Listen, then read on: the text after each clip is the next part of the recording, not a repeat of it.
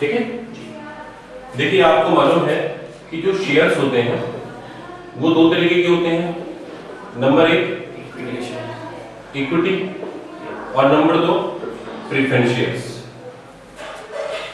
ठीक है।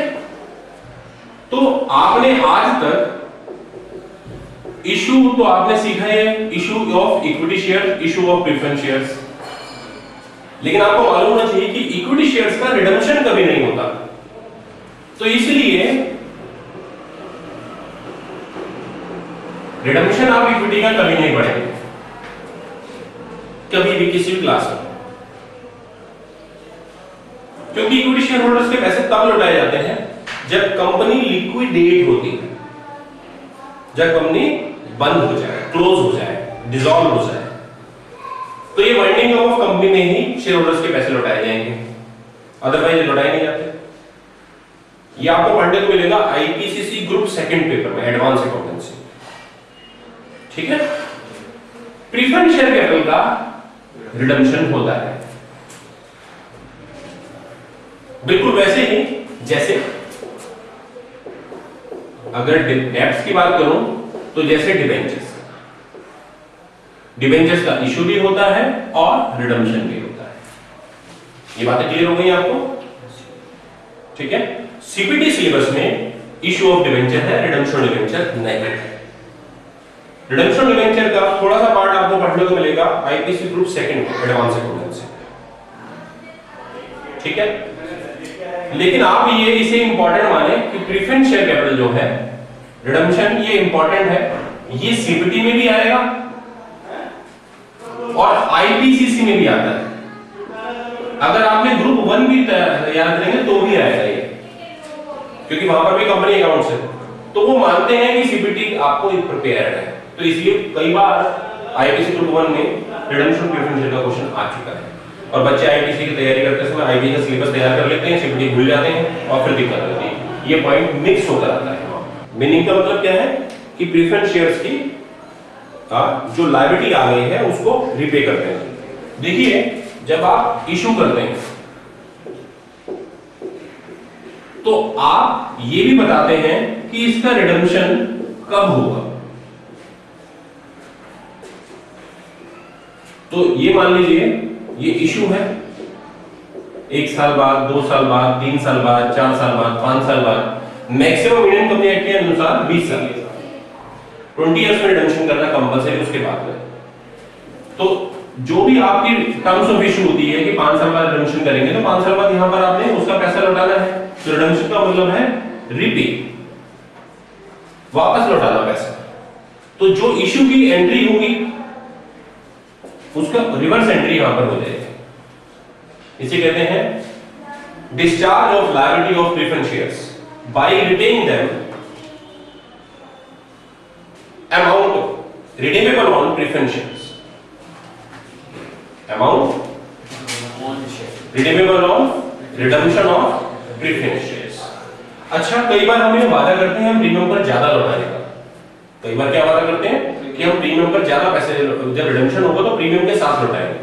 तो यानी मान लीजिए 100 रुपए का रिडम्पशन है प्लस 5% प्रीमियम लौटा रहे हैं, तो इसका मतलब ये है कि रिडम्पशन प्रीमियम पर भी हो सकता है। प्रेफरेंस शेयर्स का रिडम्पशन प्रीमियम पर प्रीमियम भी दिया जा सकता है। क्लियर हो गया बात? अभी बेसिक्स है जो अभी स्टार्ट हो रहा है। ठीक है।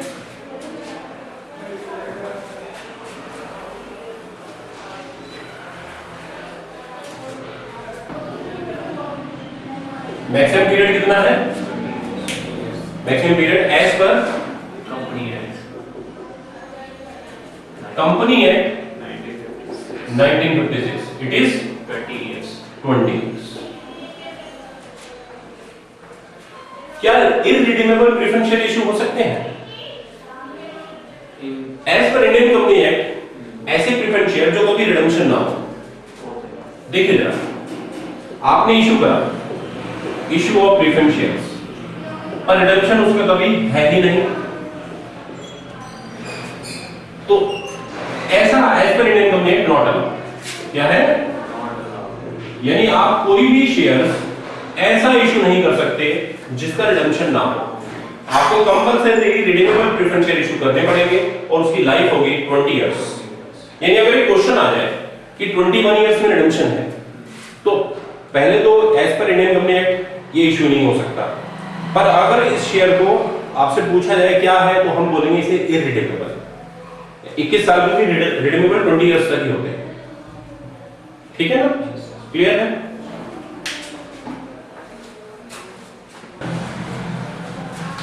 तो क्या क्या प्रोविजंस हैं इसके, ठीक है ना? Provisions of company act regard to redemption of preference share, क्या क्या प्रोविजंस है? इंडियन कंपनी एक्ट क्या कहता है? इंडियन कंपनी एक्ट क्या कहता है कि क्या क्या नियम है? तो नियम नंबर 1 क्या है? नियम नंबर 1, नियम नंबर 1 है कि जो पार्टली पेड अप शेयर्स हैं उनका रिडम्पशन नहीं हो सकता। ठीक है, यानी ओनली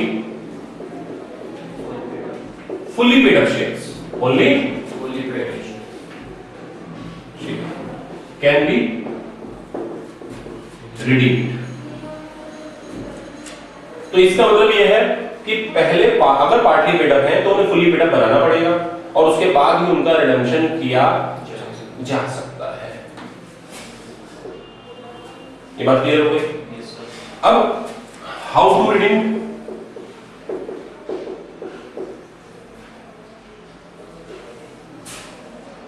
कैसे लौटाया जाएगा? अगर आपने कह दिया कि ठीक है जी पार्टली पेड अप नहीं लौटाए जा सकते, फुल्ली पेड अप ही लौटाए जा सकते हैं, तो कैसे लौटाया जाएगा? लौटाने का क्या तरीका है? लौटाने का तरीका है, देखिए कि उसे लौटाने के कई रास्ते हैं।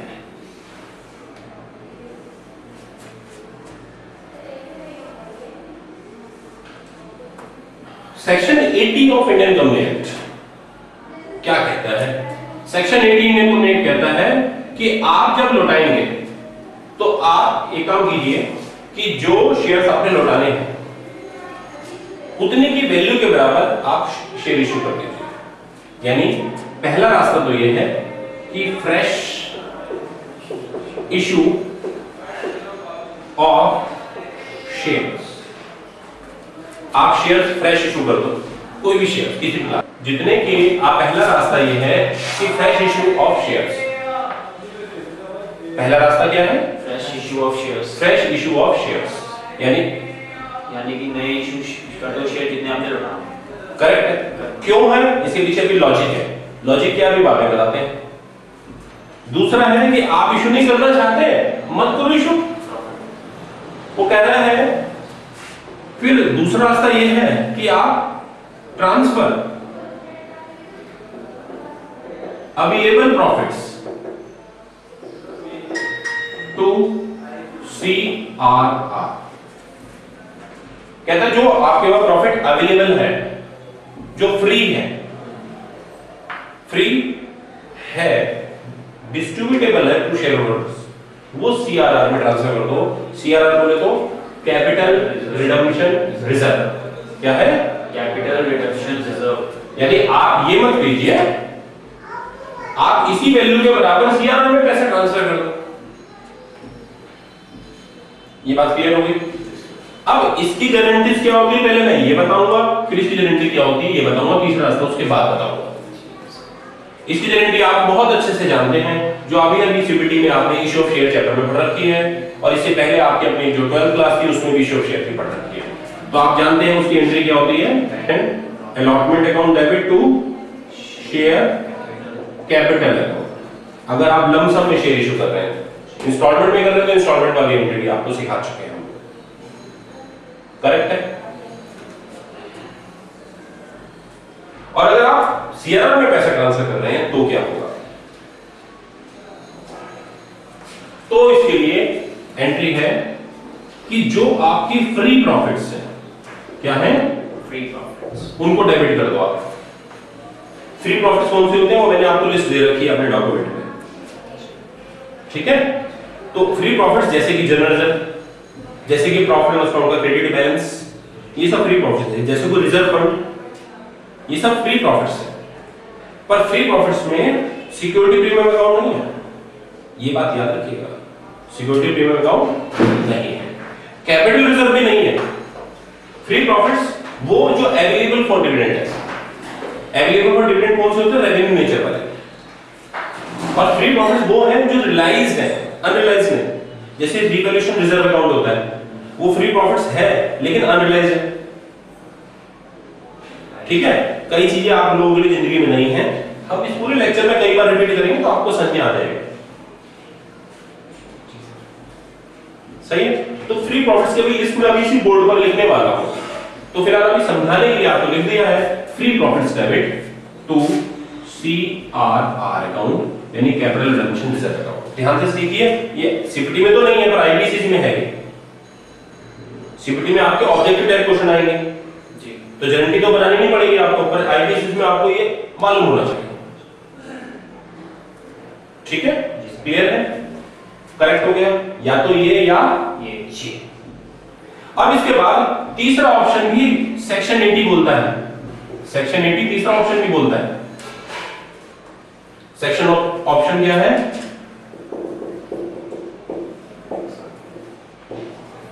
इन दोनों का मिक्सअप, इन दोनों का कि अगर मान लीजिए आपने रिडम्पशन करना है 5 लाख रुपए का, कितने का रिडम्पशन करना है? 5 लाख, और आपने 2 लाख का इशू कर दिया है, तो फिर आपको 3 लाख करना पड़ेगा। तो ये रास्ता तीसरा रास्ता हो गया कि यानी थोड़ा सा ये और थोड़ा सा ये। अब पेपर में सीपीटी में क्वेश्चन क्या आता है? पेपर में सीपीटी में क्वेश्चन ये आएगा कि प्रेफरेंस शेयर रिडम्पशन करने हैं 5 लाख रुपए के और एक कंपनी शेयर इशू कर चुकी है 2 लाख रुपए का, तो बताइए सीआरआर में कितना ट्रांसफर करें? तो आपका आंसर 3 लाख। पेपर में क्वेश्चन आएगा, क्या आएगा कि रिडम्पशन करना है 10 लाख रुपए का और कंपनी सीआरआर में 4 लाख रुपए ट्रांसफर कर चुकी है, बताओ कितने के इशू करें? तो 6 लाख। समझ में आ गया ना? यानी इन दोनों का टोटल किसके इक्विवेलेंट होना चाहिए? रिडम्पशन। अब दोबारा से सुनो, अब क्वेश्चन में चेंज करने वाला हूं और आप बताएंगे 10 लाख रुपए का रिडम्पशन करना है, कंपनी ने इशू करे हैं 4 लाख रुपए के शेयर्स लेकिन डिस्काउंट पर, और उन्होंने उस 4 लाख रुपए में 3,90,000 रुपए कलेक्ट करे। कितने कलेक्ट करे हैं? 3 लाख जो है वो 10 लाख रुपए का होना है। कितने का होना है? 10 लाख। और हमने शेयर इशू कर दिए हैं 4 लाख रुपए के, लेकिन 4 लाख वाले करे कितने हैं? 3 लाख। इसका मतलब किस पर करे हमने? डिस्काउंट पे करे। तो अगला क्वेश्चन ये है कि सीआरआर में कितने पैसे ट्रांसफर करने पड़ेंगे? तो 10 लाख में से 4 लाख गए तो आप 6 लाख बताएंगे, पर सेक्शन 80 ये नहीं कहता। सेक्शन 80 कहता है कि आपको करेक्ट तो 390 हुए ना, तो आप 6 लाख नहीं करेंगे, आप 6,10,000 रुपए ट्रांसफर करेंगे। पॉइंट क्लियर हो गया?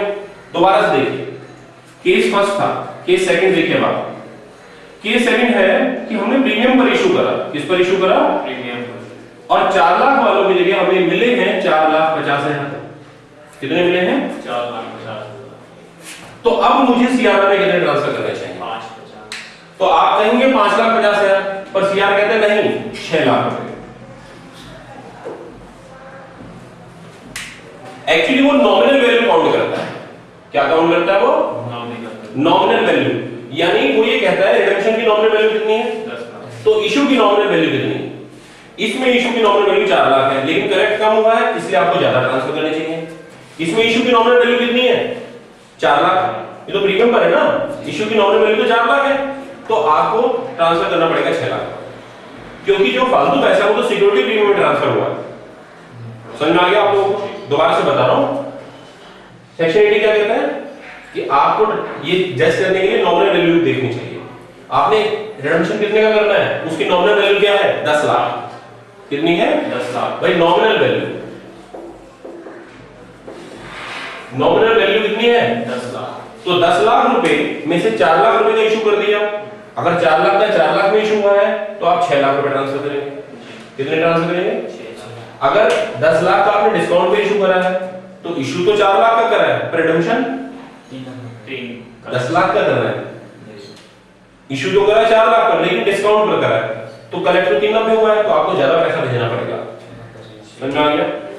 और ये अगर आपने प्रीमियम पर करा है तो इशू तो करा 4 लाख, प्रीमियम कर करा तो 4.5 लाख आ गए, लेकिन हम नॉमिनल वैल्यू 4.5 लाख की क्या है 4 लाख।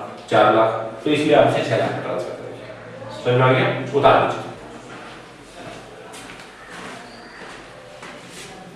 देखिए मैंने आपको कहा था कि मैं आपको बताऊंगा कि फ्री प्रॉफिट्स कौन कौन से होते हैं, यानी कौन कौन से प्रॉफिट्स सीआरआर में ट्रांसफर करने के लिए अलाउ है। तो ये लिस्ट है फ्री प्रॉफिट्स की। प्रॉफिट एंड लॉस अकाउंट का क्रेडिट बैलेंस नए रिवाइज शेड्यूल के हिसाब से अब आपको स्टेटमेंट ऑफ P&L के नाम से लिखा हुआ मिलेगा। किस नाम से मिलेगा?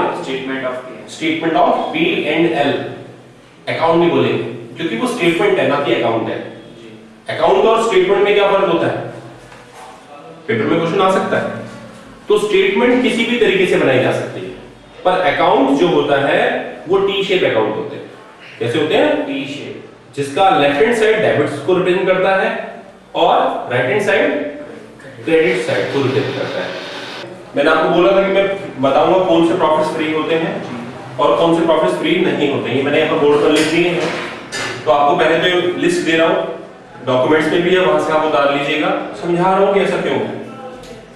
फ्री प्रॉफिट्स का मतलब ये प्रॉफिट्स है, अगर आपको क्वेश्चन में नजर आते हैं आप इसे सीआरआर में ट्रांसफर करने के लिए यूज कर सकते हैं। तो गारंटी क्या बन जाएगी? Profit and loss debit to CRR account, general debit to CRR account, reserve fund debit to CRR account, contingency reserve debit to CRR account, dividend equalisation reserve debit to CRR account. ठीक है, ज्यादा भी हो सकते हैं कि P&L account debit, general debit, reserve fund debit to CRR. Depend करता है कि मेरी जरूरत क्या है।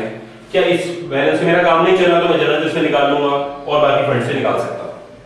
ठीक है, वर्कमैन कॉम्पनसेशन फंड या एक्सीडेंट फंड, ये सभी हमारे फ्री प्रॉफिट्स हैं। इसके अलावा कुछ और ऐसा है जो इससे बाहर आपको नजर आता है तो आप मुझसे पूछ सकते हैं। ठीक है, मेल कर सकते हैं आप मुझे। करेक्ट हो गया? यहां तक क्लियर हो गया? इसके बाद है फ्री प्रॉफिट्स जो शामिल नहीं है। हालांकि ये प्रॉफिट्स हैं, लेकिन तब भी आप इसे सेक्शन 80 पर्पस से प्रेफरेंशियल रिडम्पशन करने पॉइंट ऑफ व्यू से सीआरआर में ट्रांसफर करने के लिए यूज नहीं कर सकते हैं। ये वो प्रॉफिट्स हैं जो आप सीआरआर में यूज नहीं करेंगे, सीआरआर में ट्रांसफर करने के लिए इन प्रॉफिट्स को यूज नहीं करेंगे। सिक्योरिटी प्रीमियम, क्योंकि सेक्शन 78 इसकी इजाजत नहीं देता। सेक्शन 78 कहता नहीं कि आप सीआरआर के लिए यूज नहीं कर सकते, आप इसे ट्रांसफर करने के लिए। कैपिटल रिजर्व, कैपिटल रिजर्व क्यों नहीं कर सकते? क्योंकि ये देखिए इनमें एक विशेषता है, ये सभी रेवेन्यू नेचर के हैं। तो कैपिटल नेचर के जितने भी प्रॉफिट्स हैं वो सब यहां से बाहर आ जाएंगे। लॉजिक बता रहा हूं।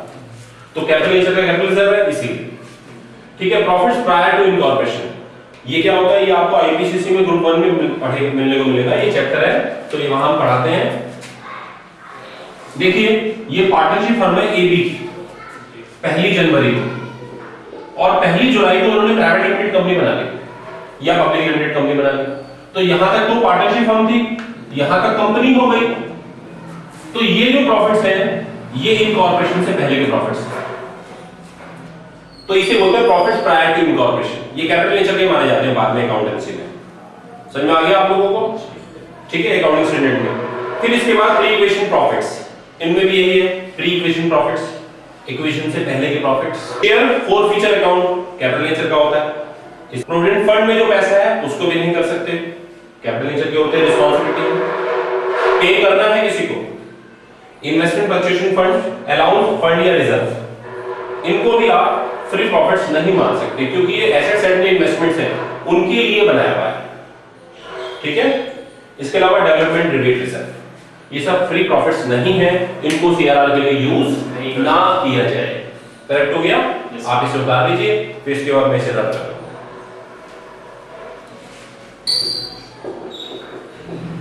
क्या यूज है सीआरआर का? सीआरआर का क्या यूज है, कहां इस्तेमाल होता है? हालांकि इस चैप्टर का ये सिलेबस नहीं है, लेकिन फिर भी सीपीटी में क्वेश्चन आ सकता है। ठीक है, आईपीसीसी में इसे यूज करना पड़ेगा आपको। तो एक्चुअली सीआरआर यूज होता है, यूज सीआरआर का यूज ये है कि इसमें हम इशू करते हैं issue of bonus shares. Bonus share issue करने के लिए सीआरआर यूज करेंगे आप। गारंटी क्या होगी? आप देखो क्रिएट कैसे करते हैं। क्रिएट करा था आपने, जो आपके फ्री प्रॉफिट्स थे आपने उनको डेबिट करा और क्या करा? सीआरआर। अब देखो यूज, अब मैं आपको यूज सिखा रहा हूं इसका। तो CRR debit to bonus issue, to bonus issue, और फिर जब आप इशू कर देंगे तब एंट्री हो जाएगी bonus issue debit to equity share capital. ठीक है, तो इक्विटी शेयर पूरा लिखा करें, मैं टाइम बचाने के ऐसा लिखता हूं। करेक्ट हो गया, उतार दीजिए।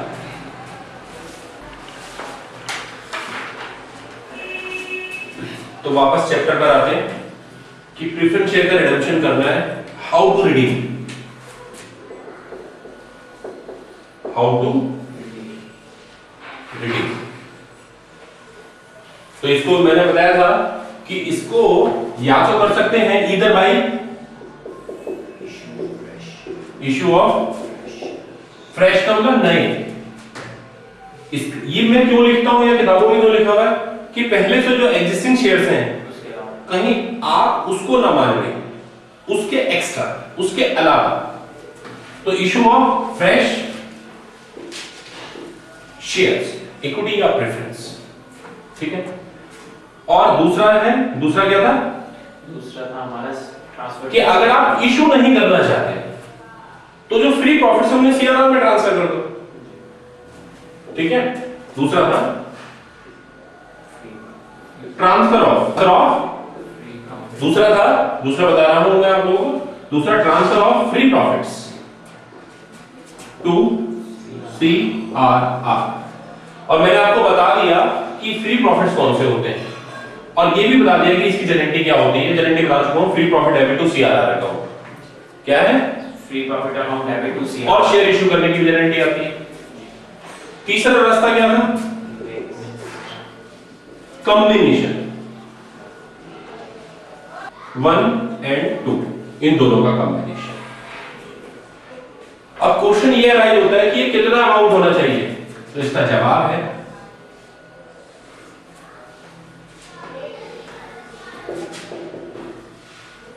Equivalent to nominal value of redeemable preference share, कि जितना पैसा आपने लौटाना है उसके बराबर। यानी अगर आपने प्रेफरेंस शेयर लौटाने हैं 1 लाख रुपए,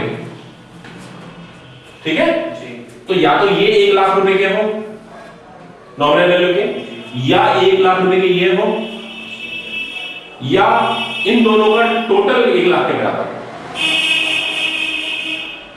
समझ में आ गया? दोबारा से बताता हूं, अगर प्रेफरेंस शेयर आपने 2 लाख रुपए लौटाने हैं तो या तो ये सारे 2 लाख के हो, फिर ये एंट्री करने की कोई जरूरत नहीं है, या फिर अगर आपने ये 1,50,000 रुपए की शेयर इशू करे, मतलब 50,000, तो ये फिर 50,000 का ये रिमेनिंग अमाउंट ट्रांसफर होगा।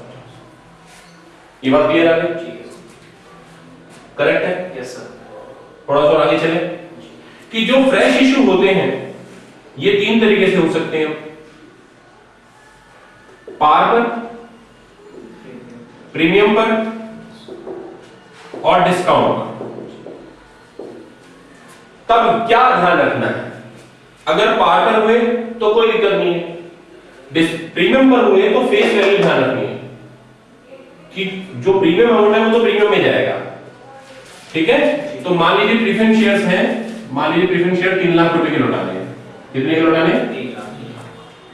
अगर आपने 1 लाख रुपए का इशू करा है पार का, ठीक है, तो आप ट्रांसफर कितना करेंगे? 2 लाख। 2 लाख रुपए ट्रांसफर करेंगे। ठीक है जी।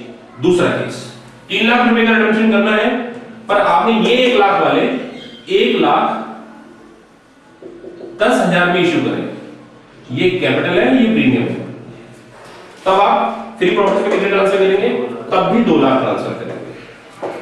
आपने 3 लाख के करने, यही 1 लाख वाले आपने करे हैं 90,000 रुपए में। 1 लाख की वैल्यू के पर 90 पर इशू करें, 10,000 का डिस्काउंट है 10,000 रुपीस का, तब आप कितने इशू करेंगे? 2,10,000। तब 2 लाख तो ये और 10,000 रुपए जो कम आए हैं वो। समझ में आया आप लोगों को? करेक्ट हो गया आप लोगों को? ठीक, अब ये आप इसे उतार लीजिए। फ्री प्रॉफिट्स का मतलब क्या है? जो जैसे मैंने फ्री प्रॉफिट्स बोला है, आपको बुक्स में, मटेरियल्स में इस नाम से मिलेगा ये डिविजिबल प्रॉफिट्स। डिविजिबल प्रॉफिट्स का मतलब क्या होता है? Profits available for dividend to share holders. जो प्रॉफिट शेयर होल्डर्स के लिए अवेलेबल है उसे हम फ्री प्रॉफिट्स कहते हैं। ये बात समझ में आ गई? तो जो मैंने आपको लिखाया था फ्री प्रॉफिट्स में जितने भी अकाउंट्स लिखाए थे वो सभी शेयर होल्डर्स को उसमें से डिविडेंड दिया जा सकता है, इसलिए उसे डिविजिबल प्रॉफिट कहते हैं। ये बात क्लियर हो गई? और उसमें जो विशेषता है वो क्या है? रेवेन्यू नेचर की, उसमें रेवेन्यू नेचर होता है। ठीक है, ये बात आप ध्यान रखिएगा। अब इसके बाद इसे हम रिवाइज करेंगे और चैप्टर की समरी पर आते हैं कि आज हमने पूरे चैप्टर में क्या पढ़ा, इसकी टोटल एक समरी इसके बनाते हैं। पहली है कि रिडम्पशन ऑफ प्रेफरेंस शेयर। तो रिडम्पशन का मैक्सिमम पीरियड कितना होता है? 20 years। तो इसका जवाब है 20 years। 20 साल में इसका रिडम्पशन हो जाना चाहिए किसी भी प्रेफरेंस शेयर्स का। Which preference share can be redeemed? कौन से प्रेफरेंस शेयर रिडम्पशन किए जा सकते हैं? Only fully paid up। जो जिनका पैसा पूरा आ चुका है सिर्फ उनको रिडम्पशन किया जा सकता है, सिर्फ उनको रिडम्पशन किया जा सकता है। अगर if it is partly paid, then अगर ये पार्टली पेड अप है तो फिर क्या होगा? It is not able to redeem। तो इसका है क्वेश्चन वाला बताएगा आपको। ठीक है, तो आप make them fully paid up, उन्हें पूरा पेड अप बनाइए। क्वेश्चन वाला बताएगा आपको, क्वेश्चन बोले तो फुली पेड अप बना दो। ठीक है, क्वेश्चन वाला कहेगा शेयर फॉरफिट कर दो, क्या कर दो? शेयर फॉरफिट, या फिर नॉट टू रिडीम,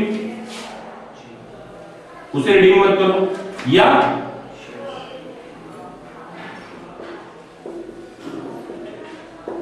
फॉरफिटेड है, उन्हें फॉरफिट कर दो। अब इन तीनों में से क्या करना है ये क्वेश्चन में इंफॉर्मेशन होगी। फिलहाल आपके सीपीटी सिलेबस में इसमें से कुछ भी नहीं होगा क्योंकि आपके में ऑब्जेक्टिव टाइप आता है, तो इसमें से कुछ भी नहीं होगा। पर आईपीसीसी में आपको ये डिसीजन लेने पड़ेंगे क्वेश्चन की इंफॉर्मेशन के साथ। करेक्ट है? How can it be redeemed? कैसे रिडम्पशन किया जा सकता है? तो इसका जवाब है या तो इशू ऑफ फ्रेश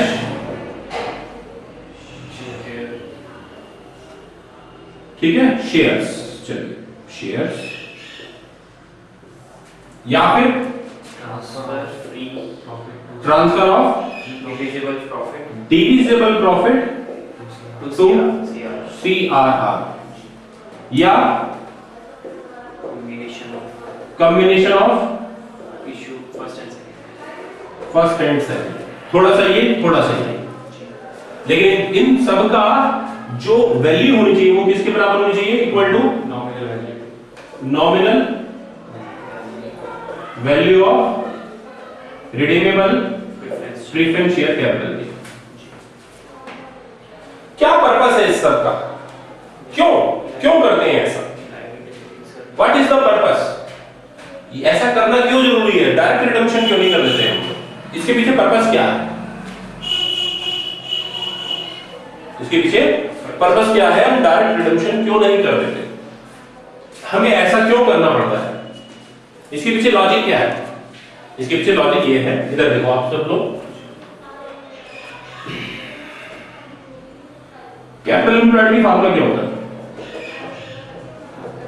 बताइए? Equity plus debts. तो अगर इक्विटी में से माइनस हो रही है प्रेफरेंस शेयर कैपिटल, अगर इक्विटी में से रिडम्पशन कर रहे हो आप तो इक्विटी में से प्रेफरेंस शेयर कैपिटल कम हो गई, उतने का ही इक्विटी शेयर कैपिटल बढ़ जाए। कैसे? इशू करके। बात समझ आ गई आप लोगों को? दोबारा समझाता हूं कि इसका पर्पस क्या है। कि अगर कैपिटल इम्प्लॉयड का फार्मूला पहले याद करो, कैपिटल इम्प्लॉयड का फार्मूला इक्विटी प्लस डेब्ट्स। अगर आप प्रेफरेंस शेयर रिडम्पशन कर रहे हैं तो इक्विटी में से क्या कम होगा? क्योंकि आपने रिडम्पशन कर दिया। ये सेक्शन क्या कहता है? उसी वैल्यू के बराबर शेयर इशू कर दो तो इक्विटी शेयर कैपिटल वापस प्लस हो गया। तो कैपिटल इम्प्लॉयड जैसे पहली थी वैसे ही रिडम्पशन के बाद भी रहे। इसे कहते हैं मेंटेनिंग ऑफ कैपिटल इम्प्लॉयड। क्या बोलते हैं? Maintaining of capital employed. और अगर आपने इशू नहीं करा तो सीआरआर में ट्रांसफर कर दिया। समझ में आया नहीं आया? ये पॉइंट क्लियर हो गया। अगर भाई वो डिविडेंड के लिए बाहर चला जाता तो कम हो जाता हमारा इक्विटी, क्योंकि रिजर्व सरप्लस कम हो जाते, तो हमने उसे सीआरआर में मेंटेन कर दिया। क्लियर हो गया यहां पर? What is the use of CRR? CRR का यूज क्या है? सीआरआर का यूज वापस यही आ जाता है, क्योंकि हम सीआरआर को कर देते हैं किस लिए? To issue of bonus shares. तो एक्चुअली शेयर्स वापस जो सीआरआर है वापस शेयर कैपिटल में चला गया, तो इक्विटी जैसी थी वैसी ही रहेगी। क्लियर हो गया? Yes sir. चैप्टर का पूरा टॉपिक क्लियर हो गया आपको? Yes sir. ये चैप्टर क्या है, क्या है रिडम्पशन प्रिफरेंशियल के रूल्स क्या है, कैसे रिडम्पशन करना चाहिए, किन बातों का ध्यान रखना चाहिए, और सेक्शन 80 क्या कहता है,